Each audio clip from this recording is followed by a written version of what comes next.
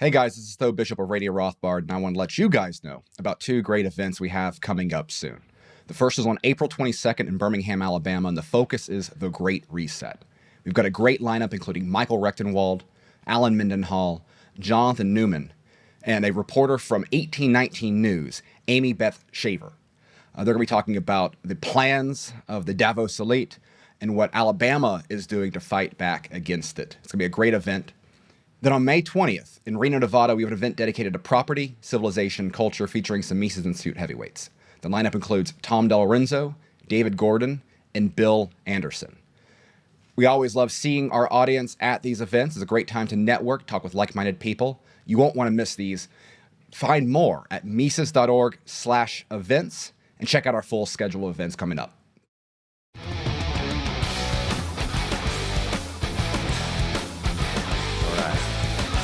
Hello and welcome back to Radio Rothbard. I'm Ryan McMakin. I'm a senior editor with the Mises Institute. And with me, as usual, is Tho Bishop, my associate editor and our communications director. And we're going to talk about, because we feel like we have to, the Trump indictment and the ongoing trial that's starting up there in New York City. And I just kind of wanted to throw out my own kind of personal view on this to get things started. There have been a lot of different conflicting positions on why is the indictment bad. And interestingly, it's kind of really unified even a bunch of people who hate Trump against the indictment. John Bolton was out criticizing it. Mitt Romney was saying it was a trash indictment, which I think is interesting. Which I can only assume is occurring because these guys are afraid for their own situation then if they know that this sort of thing is going on. But I don't think the problem is, and a lot of commentary on it has started out as well, if you're arresting former presidents for whatever, that this is somehow necessarily a bad thing. Now, for a real crime, that is any kind of like fraud, assault, murder, of course, theft, and so on. I can't imagine any problem with arresting and prosecuting either a sitting president or a former president. So the issue here isn't really that former presidents should be immune from all prosecution, and neither should sitting presidents, by the way. You don't have rule of law if that's the case. And now America is pretty sketchy, is clinging to some tiny bit of rule of law at this point, but you've got none of it. If you've got some special class of people where, well, once you're president, you can't be prosecuted for anything. And then that's just crazy to think that that a sitting district attorney could go after a current president or former president. I mean, that's not, imagine if a king said that. Well, I'm king now, and listen, Parliament, I have executive privilege, and no matter what happens, you can never prosecute me for anything. And we would all know that that's nonsense. In fact, the whole idea, the great thing about Western political ideology and the development of Western law is that it understood that the prince was not above the law.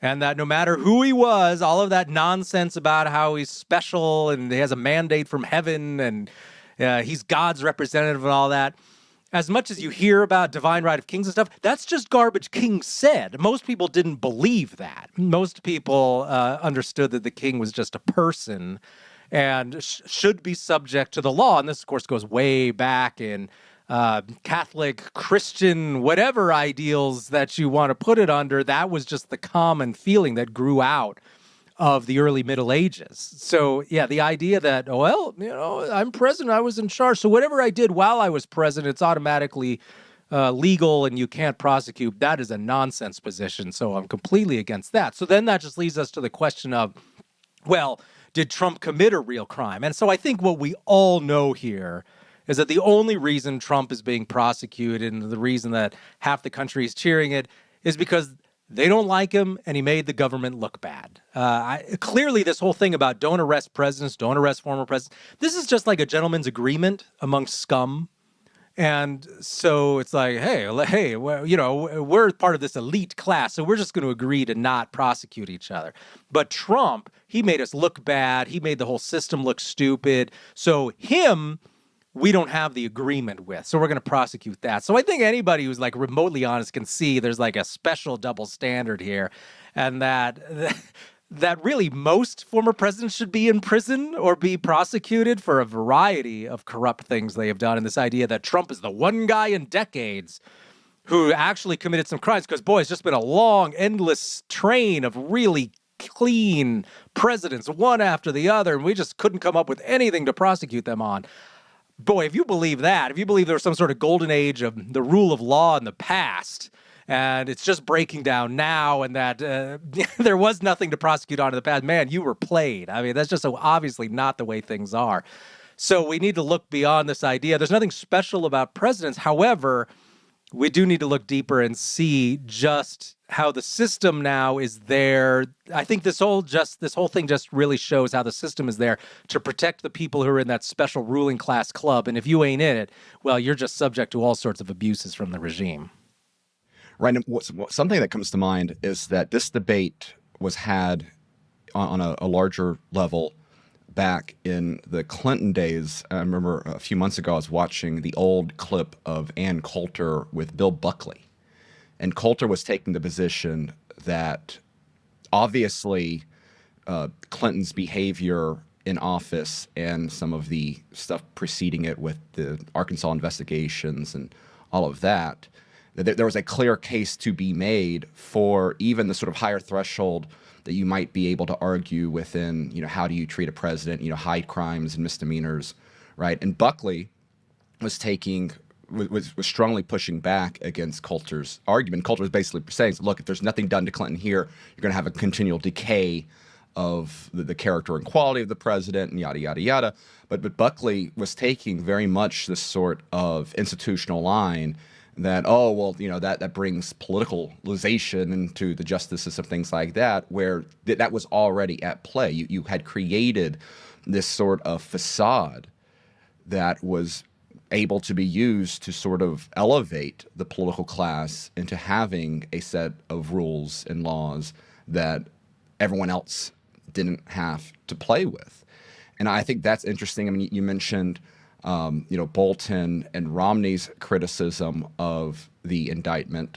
Justin Amash, certainly no friend of Trump either, and someone who is no friend of Bolton and Romney. He himself has also criticized this, but I think that also kind of comes back to this instinctual sort of fallback into trying to prop up these sort of political norms, and yet this doesn't really work in a society where any sort of, social norms, sort of gentleman's agreement on how we conduct political affairs is eroded in the ground. You don't have that when you have different interest groups with, unrecognizable, unabridgeable gaps. And then politics becomes the conquest for power. And what we have right now is that the Democrats or the left, or however you want to label Trump's opponents here, seem just far more motivated yet again to actually take seriously their political aims. And I think that's one of the interesting things where you have now multiple, and it's worth noting that this, just because New York City was first in this, we might be visiting this sort of story again in a few months, because you still have open investigations in Georgia. You still have open investigations on the federal level, going back to the election stuff and the January 6th committee and all that sort of fun stuff. So here, I think there's another dynamic where the Democrats recognize that kind of shopping around for jurisdictions by which to bring about political charges. I mean, does Donald Trump really have a jury of his peers if he is being prosecuted in New York City or Washington, D.C., given what we know about the makeup of these areas? Even if an attorney is able to remove, maximize the amount of jurors he is able to kick out of the pool, in this hyper-politicized environment, it's going to be very difficult to clean that to a point where you have anything resembling sort of a unopinionated jury, particularly the figure of Donald Trump with the infamy and notoriety that he has. And again, it's just the sort of facade that a lot of people desire political processes to work. When really some strain gets on there, they fall apart. And this is where America is right now. And it's once again the left takes this stuff a lot more seriously than the right. And I'll be interested to see if any lessons are learned, and if we end up, hopefully, the best thing that could happen from this entire situation would be for red states to take seriously the crimes of Democrat politicians and actually be willing to pursue them, so that we actually have some sort of equalizing, in terms of what justice really means. And I'm not sure that's really going to happen, right? The right, so often, seems to default into that role of beautiful loser. But yeah, it is. I think once again, we're seeing yet another form of a much larger trend that goes beyond Trump. It goes beyond this indictment, but just that general erosion of political norms in this country. Yeah, it's interesting to note that one of the chief complaints of the American revolutionaries was that they didn't get a jury of their peers, right? If they were accused by the crown of some crime, which was often just some BS crime of treason or something like that, they'd ship them back to England, where you would then be put on trial by non-peers. And everybody knew that was garbage. And so that's essentially what you have here is, where can we find a jury who we know is going to hate Trump? And then we'll put him on trial there. Now, the charges in this case are mostly centered around state law, and it's an attempt. And for anyone who wants to know the legal stuff, I'm not really going to go deep into the legal stuff here, partly because I'm not a lawyer, and secondly, because the details of the law don't interest me that much. But Bill Anderson has done, I think, a sufficient job of really analyzing sort of the legal principles here. So check out Bill's article from Mises.org on that, and that's from a few days ago, and that's titled with the Trump indictment, the U.S. becomes more like a banana republic. So look at that one.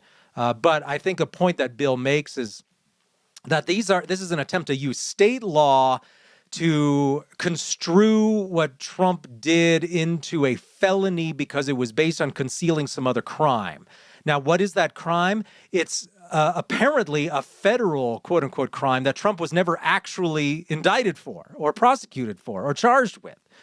And so it's this crime that Trump isn't accused of doing, but it's an attempt to use state law and say, oh, there was that other thing, and we think that was a crime, and he was falsifying business records to cover up that crime that he was never actually prosecuted for and therefore didn't commit legally. And so it's this bizarre way of tying together state laws based on some sort of federal violation. And Bill also compares it to federal racketeering laws, which are also nonsense laws, which take a bunch of non-illegal activities, tie them together and say, oh, look, this was all part of some sort of criminal conspiracy. So you could be guilty of racketeering just by doing a bunch of non-illegal stuff, and then a bunch of prosecutors decide, well, if you put them together in this special order, then you can see that it was all part of a conspiracy. And so these aren't real crimes, and that's a lot of what federal law is based on. And there are so many problems with federal law, and I've said that many times on Mises.org. And one of the things is just what you point out here, right, is that federal law, the use of federal courts, there are federal courthouses everywhere, and you can try federal crimes in all sorts of places and change venues. You can then shop around for venues, for a venue that works, for a judge, for a jury that works for me, and then we'll try the person there.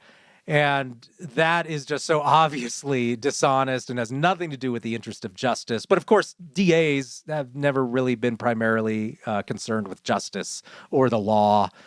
Some are, but I would say it's a safe bet that most DAs are concerned with just putting away the bad guys, however you define that. And for a lot of DAs, Trump is the bad guy. So anything I can get him on, that's going to be fine. And so we've got federal law to draw on, we've got state law to draw on, and federal law is totally unnecessary. And it just amazes me how many people who also claim to be for decentralization or federalism and so on, they're fine with all of these trumped up federal charges being applied to people like racketeering, like, right, I pulled the wrong sort of fish out of the ocean, and there wasn't any way a reasonable person could have known this was a federal law, but now I'm looking at 10 years in prison. Look, if anything's a real crime, there's already a state law against it. Murder, theft, fraud, making threats against people, making people's lives miserable. If it's a real crime, there's already a state law against it.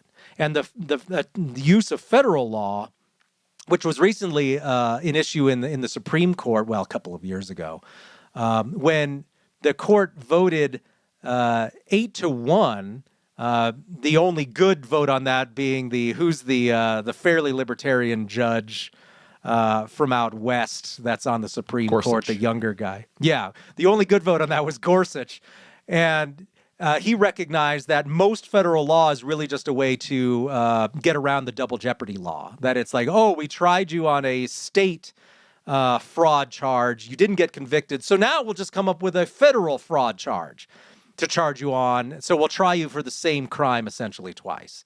And so it's always just been there as a method of really just trying to get people who no state jury would convict and who, by any reasonable person would then conclude you couldn't get a conviction. So therefore they weren't legally guilty. But federal law it's just a great tool in the hands of the regime to screw people. And also it should always be noted that federal courts, federal prosecutors, they have essentially limitless budgets. So they can just keep pushing and pushing and pushing until you're broke and bankrupt and your life is ruined. And they've still got endless money behind that. And that's why only guys like Mark Cuban, who are billionaires, really have any chance at all of surviving a lot of these federal prosecutions. And so anyone who's actually concerned about justice should be able to look at this and just see what a fraudulent system the whole thing is and how selective the prosecution is, and how we're shipping people off to juries in far off places. And it's just really has no connection to anything that we would consider to be a rule of law. And yeah, that whole issue of, hey, we know people in New York hate Trump, so we'll try him there. I would love to see it, of course, as we just discussed, as I just said 10 minutes ago. I don't care if you want to arrest presidents or the families of presidents or former presidents or whatever, so long as they're being prosecuted for actual crimes. And I completely agree with you that it would be great if state DAs were doing this, right? I mean, does anyone really think the Clintons aren't guilty of all sorts of corruption in Arkansas? And what about a variety of things that the Bidens have pulled off in several states, in Delaware, and I think Virginia also, and elsewhere? But the thing is, conservatives are mostly spineless when it comes to that sort of thing, just like it's only been the left that's been willing to nullify federal laws for the most part, like on pot and the sort of thing like that. So I'm not sure how much of that we're going to see, but how delightful it would be to hear from a president who's running for re-election, and they say to their aides, well, I can't campaign in Tennessee because I'm wanted on I'm wanted on charges there, and I'll be arrested if I set foot in that state. So suddenly there would be these states that sitting presidents or former presidents can never visit. Just like I suspect that there's a reason George W. Bush doesn't leave the country very often. It's because he could very well be arrested for a variety of war crimes, which, of course, the United States says if anyone tries to charge one of our presidents with war crimes, we'll bomb the hell out of that country, is basically the standing threat. But if I was a former president, I'd be real careful about what countries I visited. It should absolutely be the same in America. You got to be real careful about what states you visit, because, of course, you've left a whole trail of corruption and crime in various places. You've been a politician or have had various corrupt business dealings, and now the DAs there are after you. That is fine with me. I think that would be delightful. Yeah, dreaming of an America where you have no-go zones for politicians. I do think there is some. You could sell me on that concept. And in fact, I think this comes to a very interesting dynamic, because you have, so given that this is a political act, we can tie it back to the broader political theater, because you did have another actor on the stage, which was Governor DeSantis in Florida, who was attacked by Trump supporters for a a insufficient defense of Trump or pushback of the indictment when it first came out about a week prior to the indictment coming down. He followed up with a statement saying, absolutely, the state of Florida will not cooperate with this indictment. And that could have created a very interesting dynamic where what would happen if Trump refused to leave Mar-a-Lago or the state of Florida. You had Florida law enforcement directed to explicitly not support extradition for the state of New York with this case. That would have created, a larger constitutional issue because of certain obligations that states are expected to have when dealing with charges from other states. And maybe that would have worked so long as Trump stayed in Florida. But of course, Trump is a political candidate who has plans on visiting other states. And so then that would have created this dynamic where, would Trump only be able to do campaign events in friendly jurisdictions? So maybe, Kim Reynolds in Iowa makes the same sort of statement for Iowa, right? And so you could have seen a dynamic where Trump's campaign map would have been directly connected to the willingness of the governor to stand up to New York, which would have kind of helped sort of, fuel some of this fire. And creating a more decentralized sort of dynamic there. Of course, Trump, I think, desired, for his own political purposes. He wanted the optics, right, of being brought in. It seems to have been a boon to his political polling. I know even talking to people around here that were getting a little tired of Trump and his attacks on DeSantis. Kind of did if they're going to take down Trump, well, then screw them, right? So I think there has been, it's been interesting from if you watch Trump World, Trump team seems to be far more concerned still about DeSantis than he does Bragg. It's interesting. Well, we'll see how that continues going forward.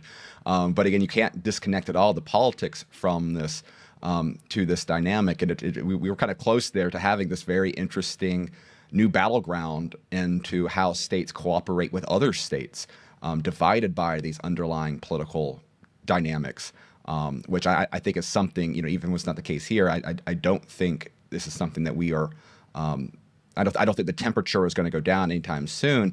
And the extent to which the justice system, we see these sort of trials for political purposes extend beyond simply political figures. There's another case that is worth noting, also involving New York, which was a social media influencer, a guy named Douglas Mackey, who was convicted last week, faces up to 10 years in prison for the crime of creating an anti-Hillary Clinton meme back in the far back days of 2016. And so something that, again, given the American tradition of freedom of speech, we've now seen the political nature. They connected it to tampering with elections, right? Because he was spreading political misinformation. The meme in question was something along the lines of, hey, Hillary Clinton voters, for your convenience, you can text in your vote, whatever. So now you actually have. The U.S. Attorney's Office in the Eastern District of New York was actually not only able to bring up this man on charges, but actually get a conviction, again, facing up to 10 years in jail for something that is historically, right, unthinkable. Right, imagine lying in a political campaign, right? Oh, heaven forbid, right? That so goes against the longstanding American tradition.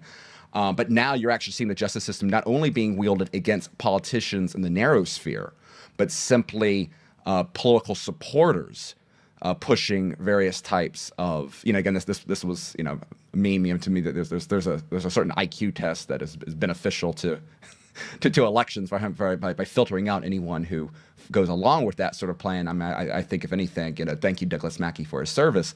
But this is something that is going to be broad and beyond simply politicians. And again, the question is, what degree do, red states and people that oppose the political agenda of those pushing these prosecutions end up enforcing on their own side?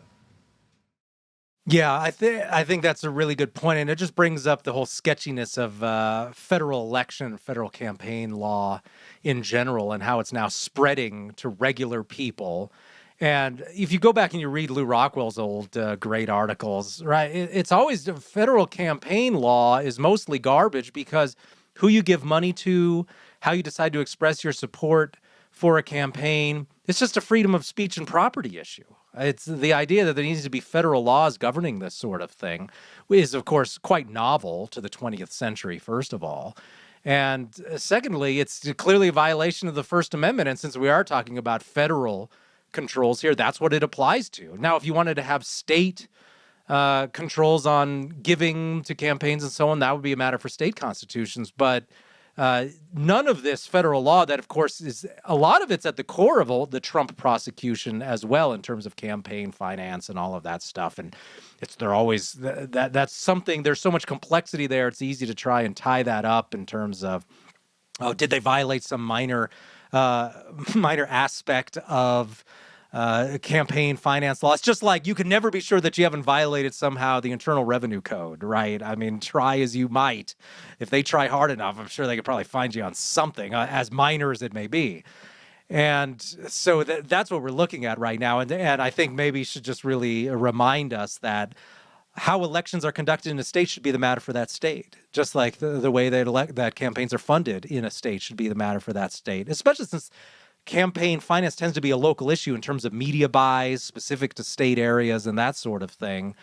And it's just there's so many layers now of federal and state law that you can get somebody on anything. And then the real key issue here is that it's only selectively applied to the people that the regime doesn't like. And you can see that here with just regular people who get prosecuted for divulging secrets, something that Hillary could get away with, whereas some nobody who served in the Navy gets prosecuted.